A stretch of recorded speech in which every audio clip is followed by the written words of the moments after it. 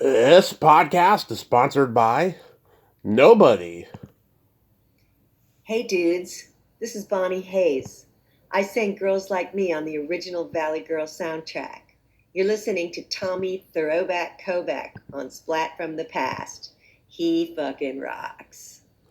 Hey dudes, welcome to Splat from the Past, the only 80s themed horror sci-fi show where things can get totally radical. Let's kick off June summer in style, because today I have got Vicki Peterson and John Cowsill. Yes, need I say more? Vicki Peterson from the Bangles. Everybody knows I love the Bangles. They're my favorite band. And John Cowsill is going to be my third Cowsill after having Bob and Susan on. And I am so friggin' excited. They have an awesome, awesome new album out. It's called Long After the Fire. And they are currently on tour. And we're going to talk about that stuff, get into, their past projects. Of course, me and Vicki will talk about the Bangles. John was in Tommy Tutone when they did 8675309. He was in the Beach Boys. I saw them live 10 years ago when John was still playing with them. And all these other things that they did, and I am so friggin' ecstatic. This is like the best birthday week ever. I am so happy. Yeah, last fall, the lovely Sarah Ballantyne tried to connect us, but unfortunately it couldn't happen. But then I got in contact with John on Facebook, and we're making it happen today. This is just a real blessing. It's a crazy week. Not only do I have 2 interviews this week, well, 2.5. I am going to LA for my birthday with my buddy Rudy Lloyd, who I had on the podcast last fall. We're going to the Hollywood show in Burbank, and I'm going to meet many of my guests. Carney Wilson, John Kapelis, Barbara Luna, Billy Gray, Jonathan Schmock, Melody Anderson, Marnede Fields, Cindy Pickett, etc., etc. It's going to be so fun, so much fun, and I'm so excited. It's gonna be my first Hollywood show ever.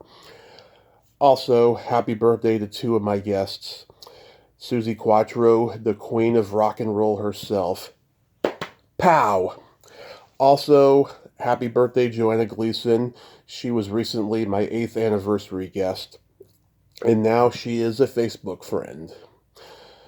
Also, rest in peace, Valerie Mahaffey. I always wanted to interview her, but never got to. I'll always remember when Eric Sparky Edwards told me about working with her on National Lampoon's senior trip. She was like one of the teenagers that was in that movie. He said, she hung out with everybody and partied with them. Her husband joined in too.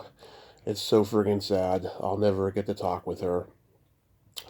Also, rest in peace, James Lowe of the Electric Prunes, a psychedelic icon. I Had Too Much to Dream last night is a great song, and it's such a sad loss. And rest in peace, Becky Padigo, a very underrated and hilarious stand-up comic. I thought she'd be huge in this era. I always wondered what happened to her. She had a hilarious Comedy Central special back in the day when I was first starting stand-up. And finally, I'm saying this too often, rest in peace to the great Alf Clausen, a prolific composer, but perhaps will always be best known as the guy who composed the Simpsons theme. That's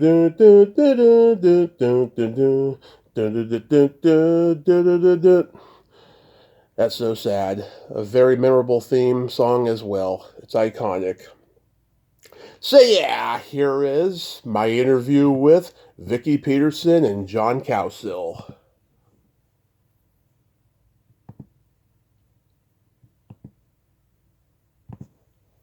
This is the audio only, so we're good about breaking and all that. Glad to have it. Glad to have it. How you doing, Tommy? Oh, I cannot tell you how much of an honor this is, because first off, this is the best birthday present ever. Friday is my birthday. Oh, happy birthday. Congratulations. Yes, and I'm a devoted Bengals fan, a devoted Cowsills fan. Bob and Susan have both been on, and I can't tell you how much I appreciate this. Thank you both for coming on today. No worries. You get most tenacious host I think you've asked for a while. Yeah. I'm persistent, very You are. Good for persistent. you. Well, you know Sarah, my friend, Sarah Valentine. Yes. Yes, Sarah. Oh my God, I just adore her. She is just one of the most awesome ladies in the world. She is indeed. Aw.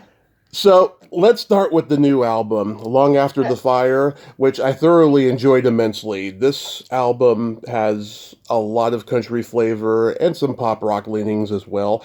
Did you guys write a lot of these songs during the pandemic, and what made you want to go country?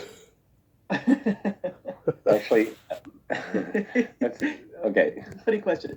Because Because this is a project of songs that were written by my brother Bill Mm-hmm. and my brother Barry, who passed away. And I've always wanted to do something like this, but Vicki and I talked about it for 10 years before it ever came to fruition. Um, and I mean, our serial bands are, of course, pop rock and that stuff, but Mm-hmm. me personally, I've always leaned country from day one. The first record I bought was Marty Robbins, El Paso. Wow. In every Cowsill show since I can remember, since I was 7, 8, 9, I always did "Oh Lonesome Me." I've always done little Jimmy Dickens, "May the Bird of Paradise Fly Up Your Nose." Just a lot of country stuff. Yeah. Buck Owens, Act Naturally. And I would insisted on always doing a couple of Johnny Cash songs in the Cowsills concert. Mm-hmm. And so it's nothing new. And my brother Bill was very country. We grew up, my aunt Eleanor was very much into Conway Twitty, Hank Williams, George Jones, all those kind of people. So it's been in our influence. We just happen to, is for our pop music genre. And Vicki, you can tell him your Continental Drifter, your take on country music and how it ended up being. Well, the point of this record, of course, as John said, is to honor the songs of Bill and Barry Cowsill. So Bill's heart, especially pre and post Cowsills, I think very much lied in classic country. I don't know, Roots. as 50s, 40s, those sort of artists. And so some of the songs that we chose to cover on this record were from his era with the Blue Shadows, which is another band that really honors bands like the Everly Brothers and Hank Williams and lots of harmony singing. And so that was an easy take for John and me to grab. And then I was not a country fan as a kid necessarily, Mm-hmm. but as a young adult, I kind of fell into the Sweetheart of the Rodeo and Graham and Emily Lou and that genre of sort of folk / country / rock really felt comfortable to me. So this is not a huge stretch weirdly for me either. The Continental Drifters, Yeah. It's all about Americana. Americana. Generally Yeah. speaking, the Americana genre is something that we both gravitate towards. Nice. So was it recorded in Nashville? No. Actually, no. The song that started out off the project was a song my brother Bill wrote, him and Jeffrey Hatcher, his writing partner in the Blue Shadows. Mm-hmm. And it was kind of their tribute to Roy Orbison. And I was working in Memphis. I was with the Beach Boys for 23 years, and I was playing a show there. And our producer, Paul Allen, who I've known for decades, lives in Nashville. And he called me up. He says, "Hey, man, I see you're playing in Memphis." And I said, "Yeah." He says, Paul says, "Do you want to go record at Sun Records?" And I laughed. I said, "Well, why? What are we going to do there?" He says, "Well, you've been talking about this Dead Brothers project forever," is which we called it affectionately. And so we went into Sun Records and picked this song that Bill and Jeffrey wrote called "Is Anybody Here?" And we recorded it at the famous Sun recording studio, and all the guys are on the wall: Roy, Jerry Lee Lewis, Johnny Cash, Elvis Presley, you name it. It had a great vibe, and that kicked off the project. But the rest of the songs we recorded at our home here in California, Mm-hmm. in our studio, in our own home, and that's how it happened. Well, I have to say, John, you sound great. Your voice on this record is like Roy Orbison and Chris Isaak combined. It's velvet. I Oh, love hearing thank, it. thank you so much. Good to Appreciate hear that. that. Of course. And Vicky, you sound heartbreakingly beautiful on Old Timeless. I had to hear that song a couple times. It's so good. Oh, thank you. It Of was course. a joy to sing. Yeah, I saw the music videos you two did. They really sum up your marriage. I mean, come to me, Oh no, there's way more to it than that. We have not even scratched the surface. Silence you. come to Completely. come to me ends with you guys almost having a pillow fight on the bed. It was Yes. hilarious. I love that. I Oh literally my fell God. off the bed and we just were peeing We our were laughing pants. so hard. That was like at 3 in the morning Yeah. or something. Getting Wow.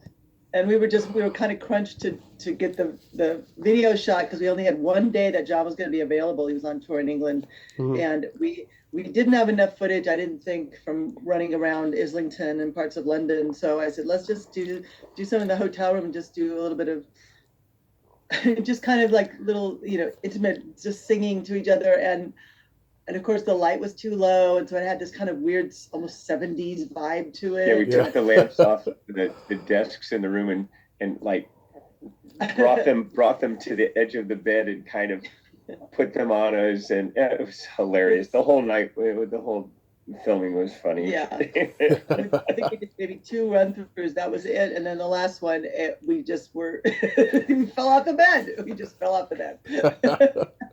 Yeah. Yeah. Yeah, it's really cute. So like was the videos like just the two of you and a camera, or did you guys have Yes. Oh, okay. Nobody. No, our iPhone, man, we did everything.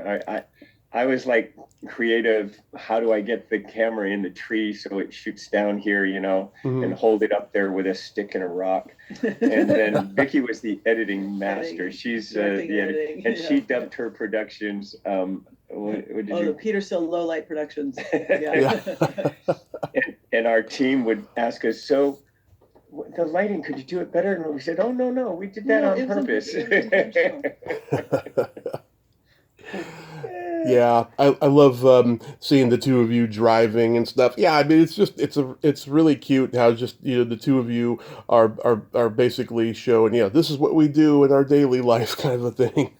It is basically you are getting who we are in every instance, even if we're alone individually. I love it. We're not interested in putting on personas at this point. No. Love it. I'm still trying to figure out what to wear on stage, like what's going to be my thing, Yeah. I just wear what I got on during the day, and kind of stupid, but anyway. Okay. So going back in time, John, when you were a kid, you and the family were on the Ed Sullivan Show. Was Ed really intimidating? He looks like he was kind of a scary guy. Yeah, he broke out a sword and a knife. Yeah. And he came at us full Yeah. on. No. And by the time we got on there, he was pretty docile. Yeah. I mean, he spoke to us there at the at the podium where he talks to people, and it was exciting for us because the Beatles were everybody we all loved, and same for you, I'm sure. Everybody was on that show. So the fact we were on there, if you look at our faces, we can't get the grins off our face, almost annoyingly so. But Ed, he was older by then, and I remember after the show, they always had a dinner at Ed's apartment, and so we went to Ed's apartment, and we thought Ed and his wife were going to be there, but he didn't. He went in a separate room, and we never saw him the whole time. Nobody saw Ed Sullivan the whole time we were at his party at his home. But I think he was starting to mentally break down. His son, Bob Preck, who was just lovely, really watched over him, his son-in-law, who was one of the producers of the show. And so we didn't really get to see Ed Sullivan. But I will tell you that same day, or the day before, in the same studio, that we went there because that's where they filmed To Tell the Truth. Yeah. And we were we were on that show and they were going to figure out who the real Barbara Cowsill is. Please stand up, type of thing, Yeah. So we get there, man, and there is Orson Bean, Kitty Carlisle, Peggy Cass, and I think it was Soupy Sales was the guest, Wow. was the guest guy, and we knew Soupy from just because we knew Soupy, but Bud Collyer was the host, and I loved Bud Collyer because he was the voice of the Superman cartoons. And he would go from Clark Kent to Superman. He says, "This looks like a job for Superman," and Yeah. God, he was just incredible. And we did the Tell the Truth in the Ed Sullivan Theater, and that was just amazing meeting Bud Collyer. So that's my Ed Sullivan story, meeting Wow. Bud Collyer. Okay. Did you get a pie in the face from Soupy? Oh, no. But I knew his kids, and Yeah. and yeah, he just loved my mom. So everybody Oh, loved so my cute. mom. Oh. That's adorable. Yeah.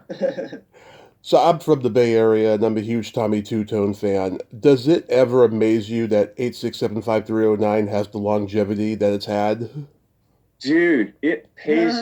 Still get paid for that. Yeah. I was just in the studio that day because the guy who produced their record was our producer, Chuck Plotkin, and I was just hanging out in Clover, and Jim Keller's a good friend of mine from those days, and we'd just be jamming in the studio, waiting for his band to show up because they were all from the Bay Area, and Victor Carberry wasn't down there during that moment, and so we were just tooling around on the kit, and then they were recording this song, and Jim says, "Hey, you want to sing backgrounds on this?" And then I put percussion on it, and I ended up on that song. Pretty amazing. It's just by being in the room. Yeah, I had Alex Call on a few years ago. That guy's an underrated songwriter, and he just wrote a brilliant song. Yeah, I remember seeing that video on VH1 The Big 80s like 30 years ago. My dad called the number and he got the answering machine. It's funny because it wasn't a 555 number, so that number was called all across the world. And some people have that phone number who were very irritated. Yeah. So many people. Yeah, it's ruined a lot of people's lives. It's also enriched them too. I saw you in 2015 with the Beach Boys at the Fox Theater in Redwood City, California. And I took my mom. She's a lifelong Beach Boys fan, but she never got to see them live, and we just both enjoyed it. Now, I'm sure you've been talking about this a lot, but why did you guys cut ties? I got a call that they were going to go in a new direction. Oh. Just randomly. It was fine. I was fine with that because I've been, Vicki and I, for the previous 3 years, saying, well, when am I going to stop? When can I have my life back? Because we did 180 shows a year, and it was a lot of work, I was gone 80% of the year for at least the last 15 years. So when I got the call that we got the Hatchet, I just kind of giggled. We were recording here at the house, working on the album, and Mike personally called me, which was really sweet, and I love him, and I know a lot of people don't, but I do. But usually he has people call to tell you that you're let go, Yeah. He did not. He called me, and then I called him back, and I said, Mike, I'm going to make this easy for you. Because I've watched the firings happen before. I said, you're going to go in a new direction. I said, and I'm okay with that, and I will still love you. and we chuckled, and he says, yeah, because that's what you have to say when you let somebody go. Otherwise, it becomes you can fight and all this stuff. But I wouldn't have done that anyway, because I just, I had the best time playing with the Beach Boys, and it really was lovely. And I didn't think I'd have a career in music. I thought they would last 5 years, but it lasted 23 years. And Nice. It was time. It was just time. It's a revolving door of musicians in that band. If you see how many people have played with the Beach Boys in and out of that revolving door, it just is amazing. And it was an amazing time. And so that's all. What were your no fireworks, no anger, no nothing. No drama. Yeah. What were your favorite Beach Boys songs to play live? Oh man. Besides all of them, really, I mean, I think the best times I had was when we went to the UK, when we played things like Let 'Em Run Wild, Please Let Me Wonder, more of the deep cuts, because the Brits are, sorry America, but the UK is the hardcore fans. You can hear a pin drop and they want to hear you for 3 hours, and they want to hear deep cuts. They want to hear album cuts. Here in America, they want to hear the jukebox. In general, some people want to hear more of the cool stuff, but we do Caroline No, just things that we wouldn't do here in the United States. But I think some of my favorite things were, like, I loved singing I Can Hear Music until it was taken away from me. And I loved singing Sail On Sailor until was taken away from me. But they're not my songs, but I got to sing them. And then somebody else got picked to sing them, and it was fine. But I just, I loved playing drums to that stuff. I grew up learning the Beach Boys stuff. My family and we all did Beach Boys songs. That's how we learned vocals, we're fans. And I told Mike Love, I said, dude, you were before the Beatles for me. I said, I just love you guys for the catalog. Mike wrote some great lyrics. He wrote Darlin'. He wrote the lyrics to Darlin'. And people don't know that. Mike wrote. That's a great song. Warmth of the Sun? Warmth of the Sun. Yeah, him and Brian wrote that. So Mike, he doesn't get his credit for his songwriting. And I mean, he stopped at a certain point, writing a certain way, but talented and a showman, and he kept the name alive by working so hard. His work ethic and mine, and he knew my work ethic was the same as his. Man, get on stage and give it all, no matter what. Don't call it in. And so I appreciated that about him. Anyway, and it's over. But they're still my friends. I just talked to my crew. I always traveled with a crew. I never traveled with a band.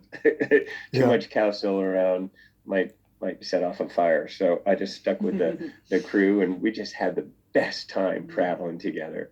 That's the best crew ever. And it's a small crew. It's 7 people, but they're my best friends. Anyway, we can move on.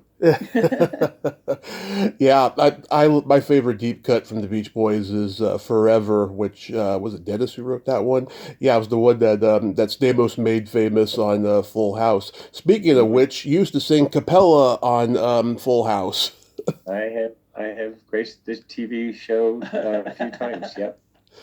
Yeah, I remember there was one where you guys were singing that song, Get on Your Head and Make Me Spin, and you're like hitting those high notes. Ooh. Oh, and, yeah. Yeah. Sometimes. Yeah. Did you guys like do a lot of improv of that, like in rehearsal, or was that just was already planned? It was already planned. It was already planned. Yeah. Classic stuff. So, Vicki, you and I have a mutual friend in Jennifer Otter Bickerdike. She came on here 3 years ago, and at the time she told me she was working on a top secret project with the Bangles, and lo and behold, Eternal Flame. I have not read this book yet, but I'm going to. I'm curious, did Jennifer seek you ladies out for the book to be written? Did approach me a number of years ago, just kind of a cold email, and I put it aside. Something about her request, because we had gotten requests before, but something about her request made me keep that email on my desktop, and and it wasn't until maybe a year and a half later that I actually responded to her. As it turns out, a couple of other weird things happened where her name and that same letter and request came back into my world. So I decided to follow through and contacted her, and immediately reconnected, and realized that she would be the one to write this book, because we've been putting it something I'd been wanting to do for a while, but I didn't want to write it. I didn't want to write this kind of a biography. And I wasn't interested in writing a memoir per se. So this was perfect, because I knew that she was somebody who knew how to research a project. I read her book on Nico, which was deeply researched and well written, and sympathetic. And so I figured she'd be a really good candidate, and she is, and she did a great job. She spoke with Debbie and me and Susanna all extensively. So she got some, up to date information, up to date reflections on things, and she also got that beautiful thing that happens when a number of people are sharing an experience, which is that everyone remembers it a little differently, and so that is reflected in the book too. Because you could all be in the same room and everyone walks away, and 10 minutes later they all have a different story of what happened in that room. So it's kind of an interesting just part of being human. But so the book is a great read. We're actually planning to sort of relaunch it in the very near future, and get a little more attention on it so that more people will find it and read it, because it's a fun read. It's also available in audiobooks, and Jennifer does the read herself. Yeah. So she does a really good job. So I would highly recommend it. Yeah, she is awesome. I mean, her and I talked 40 minutes unrecorded after we were done talking, and we really bonded over the Bangles and stuff. Because I told her I had just interviewed Susanna's mother, Tamar, several months before, and I interviewed her like 7 years to the day of my car crash, which is really, really bizarre and a twist of fate, but like, yeah, I mean, like I said, I'm a lifelong Bangles devotee. Like during my formative years, you girls were the biggest thing in the world, and you were my female role models of what cool was. Like, just not just the music, the fashion, everything about you girls was just so awesome. I can remember seeing the ad for you girls playing at Great America. My parents wouldn't let me go because I was too young, and I found out years later that was the last gig you girls played before you broke up for a decade. And yeah, I mean, I'm subscribed to the Bangles YouTube channel, and I never realized what like big self-promoters you girls have always been, doing so many interviews and appearances and stuff. One of my favorite things you were on a short-lived video show called FTV with the late great John Paragon as his Latin lover character, Ramon Azteca. And I just crack up. You call him Raymond, and you ask him if his hair is malignant. Things happen. Yeah, was that a lot of fun to do? Yeah, we didn't take a lot of that stuff too seriously because it was just fun. So yes, we were pretty silly most of the time. Yeah, you girls have a great sense of humor. I love the song "Hero Takes a Fall." It kicks ass. I mean, it screams girl power is what it does. Was the Beatles' "Rubber Soul" an influence on it? On Hero Takes a Fall, I mean, I love that album, and I know Susanna does too, and we wrote that song together. So, not directly. Maybe it creeped in. Yeah, I mean, believe me, those kinds of influences, they just live in your DNA, and they show up in the funniest places. When you may not be intentionally recalling a certain song, but it just kind of pops up. So that wouldn't surprise me, but that was not intentional. We were more, at least for me, for that song, we were interested in the thematic, lyrical content of it. Just the idea of there being a fatal flaw. A hero, will sustain his or her heroism until something takes you down. Yeah. Something is going to take you down. So yeah, I was sort of more interested in that, and it being a rocker, which it was. Yes. It is. Yes. Do you still have the cowboy hat that you wore in the video? No, that was definitely a prop. Those are not my clothes.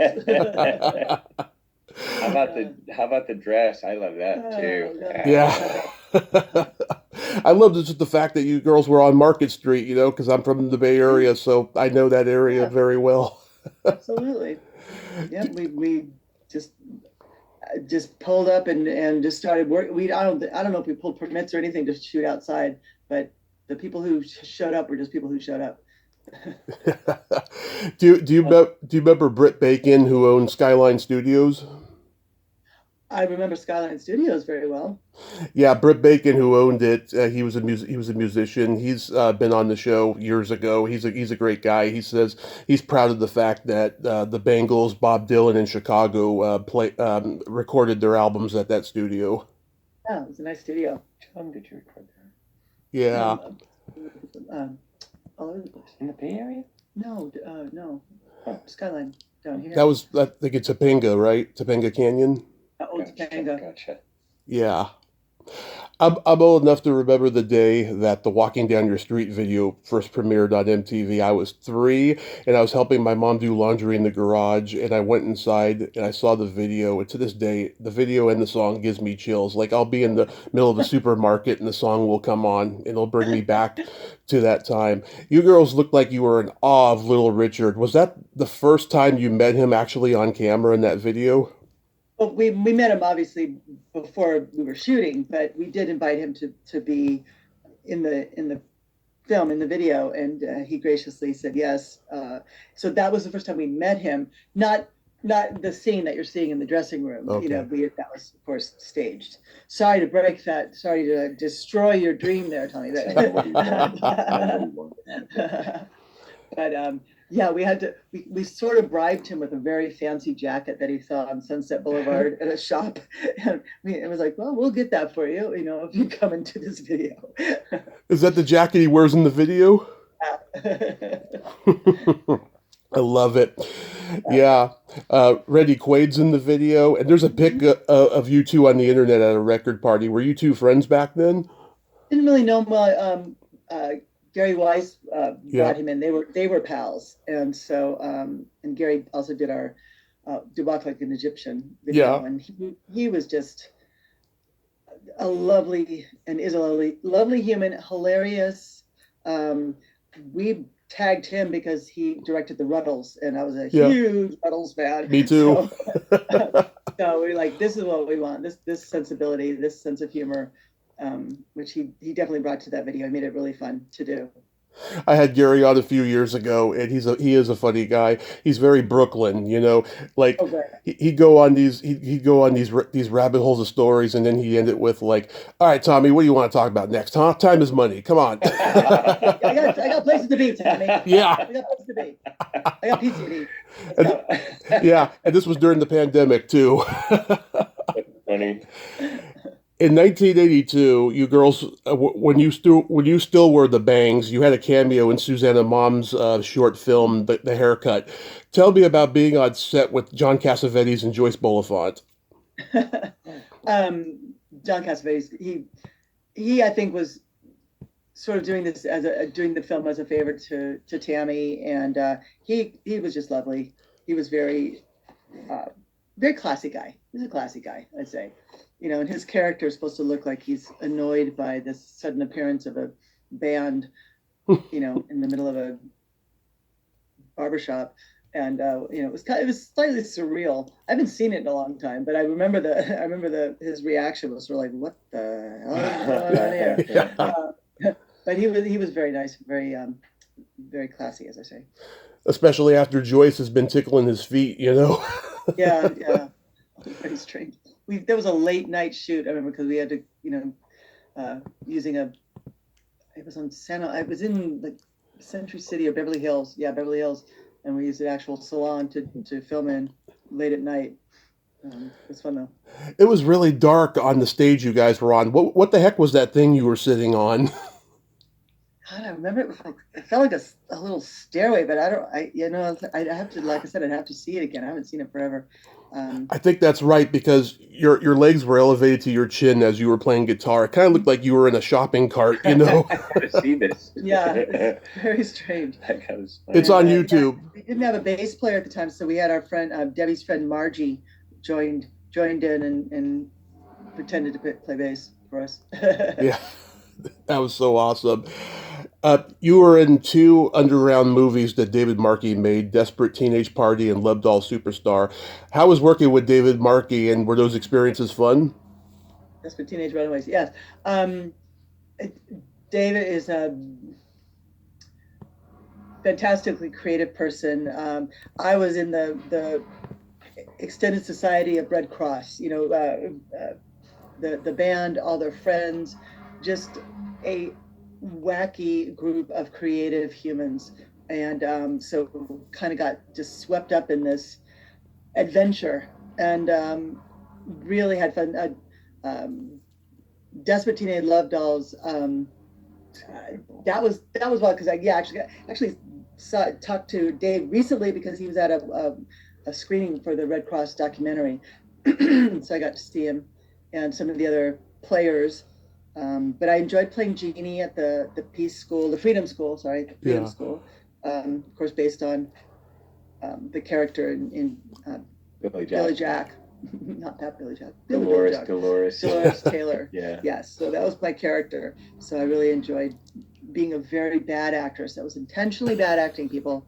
That was No, you did good. You did good. And you had that veil on your head. You looked like Rhoda from the Mary Tyler Moore Show. You had to have a headscarf. Yeah, no, it was good. I'm curious, guys, what are your favorite movies of all time? John needs a nap. Yeah, that's my favorite movie. Yeah, movie. Definitely. Great movie. Kind of not many people have seen that. No, but, it's like a Yoko Ono film. It's just John napping for 2 hours. John needs a nap. You should check it out. We're almost done. Oh my God. I mean, if you want to go musicals, I'll go Half a Sixpence with Tommy Steele. Wow. Gosh, so many great movies. I know. I always get flummoxed when somebody asks. The Green Mile was incredible. Oh yeah. One Flew Over the Cuckoo's Nest. My favorite movie of all time. I love that movie. It was an amazing time of movies back then. Yeah. Alice's Restaurant, for obvious reasons. Oh yeah. Fine. I love Gladiator. I thought that was an amazing movie. But I could just go on and on. Vicki, it's hard the favorite movies. To say I would say my favorite. Tombstone. There we go. That's John's favorite. Tombstone with Kurt Russell. There we go. Is my favorite movie. I can quote the lines to that. Love it. I just forgot my Western fetish. World, yes. But that still, I mean, come on. That's a movie he'll put on multiple times. Yeah. Val Kilmer as Doc Holliday was nothing but stunning. And he got ripped for that at first. They said, "Oh, he's overacting." Man, that was just classic. I just for films, I can say favorite music film or rock film is definitely Hard Day's Night for me. The best. And that is also a film that I can quote pretty much start to finish. Me too. Yes, she does. Yes, and I have. Who's the little old man? The style of it,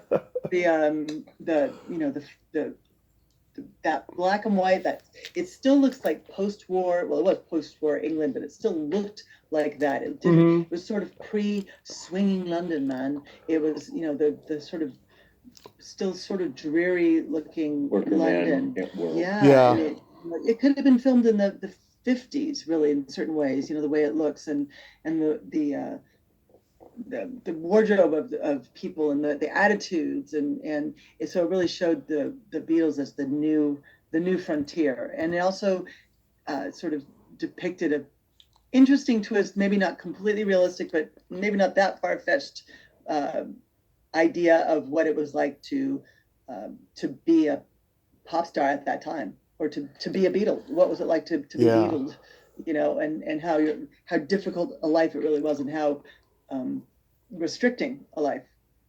Yeah. All the stuff that the Kinks were talking about in their songs about, about post-war England, like in Dead End Street and stuff like that, all the poverty that they were going through. Yeah. I mean, it took a while, man. War ain't fun. Nope. And aren't you a Gidget fan, Vicki? Oh yeah, of course. Well, Gidget, I would say Gidget, yes, but Haley Mills more. Yeah. I'm a Gidget fan. Yeah. Me too. Really. If you're in doubt about angels being real. Anyway, yeah. Yeah, Sally Feels Bad. Sally Feels great. Yeah. Oh my God. Because I remember seeing this old interview you did where you said that you and the other Bangles would get up early in the morning to watch Gidget reruns. You did? Maybe. Yeah. She's a Capricorn. She does a lot of stuff and has to catalog everything that she's done in the past. Yeah. I love it when you guys go on Media Path with Fritz and Wheezy. They're such great people. I loved Wheezy's documentary about the Cowsills. I learned so much about you guys. Like, I had this preconceived notion for years that you guys were like the Osmonds, just really religious and family oriented, but I had no Mm. idea about this darkness and stuff. I commend you guys for being so What brave. darkness? I commend you guys for being so brave and telling your story. So you were satisfied with the way the documentary had come out? John. Hello? Is the Yep. caller there? Yep. Yeah, it's fine. It went out. I mean, eh, you know, Yeah. it's about us. So I didn't even want a documentary done, but Bob, Paul, and Susan did. So there you go. Yeah, it was fabulous. So tonight you guys will be at the -5 in LA, and then you guys are on the road to Pennsylvania and Virginia this weekend. What are some of your favorite places to go when you guys tour? Hmm. John always says his favorite place to go is home. Which I Yeah, love. when I leave the house, it's just one big circle trying to get back home. So you like staying in LA when you tour? Yeah. I just like being in my bed. And since I'm out of the Beach Boys, I really enjoy it. Yeah. To sleep in your same bed. And so we're out there, I don't lead the cushy life anymore, like we were driving for hours by ourselves, driving ourselves. And it's like, I'm thinking, Vicki calls me child star because I said, I want somebody to drive me,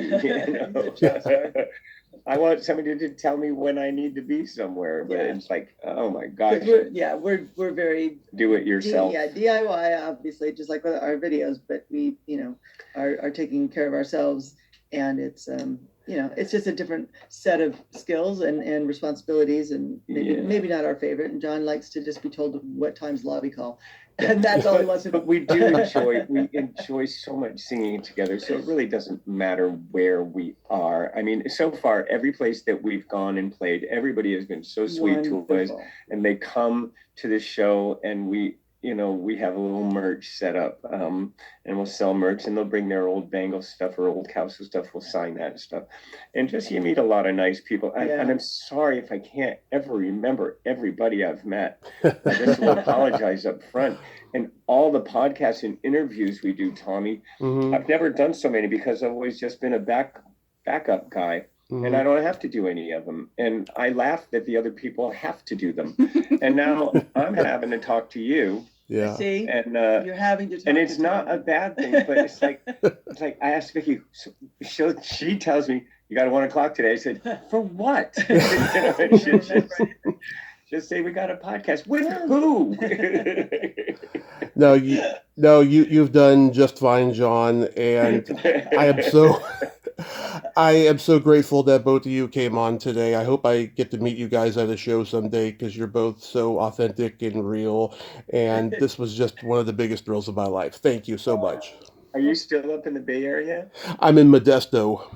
Oh, okay. Where's that? Well, you never know. Modesto's sort of between here and there. I'll say that. You gotta get there from here. Get there from here. I can actually, but you never know. We really just started, and we've been booking shows slightly sporadically because we put the record out, and at that point didn't even have a booking agent set up yet. So we're sort of playing catch up now, and just booking things as we can and as they come up. So we're a bit scattered. So we haven't put together a really organized tour. But you never know. Next year should. Well, there you have it. Vicki Peterson and John Cowsill, aren't they sweethearts? Oh my God, I enjoyed every moment of that conversation. The damn Zoom kicked us off during the goodbyes there, but it was okay because we had fun and it was just, God, the biggest thrill of my life. They were so congenial, so sweet, and so friendly.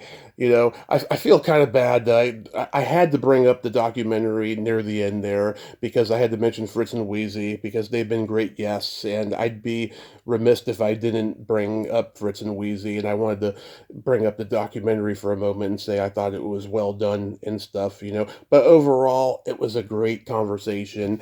They laughed. They just had a great sense of humor about themselves, and they're just so down to earth and authentic. John is so modest. Oh my God, about not doing interviews and stuff, and now that he is, he was so down on himself. But it was a fantastic interview overall, and I hope I get to talk to Vicki again when the Bangles documentary comes to fruition, and she mentioned that her and Jennifer are going to relaunch the book, so people out there will read it and everything. I'm definitely going to get my copy, and oh God, that was just so profound. You grow up watching somebody and loving somebody, and when you meet them, they don't disappoint you. They're just everything that you had hoped they would be. To quote an actual Bangles song, "Everything I wanted, oh, that's what it was. It was everything I wanted, and not for a while, the whole friggin' time. I am just so beyond blessed that I got to talk to them today. I can't tell you. Well, until next time, this is Tommy Throwback Kovac saying there's no shame in living in the past because the present sucks. Later, dudes.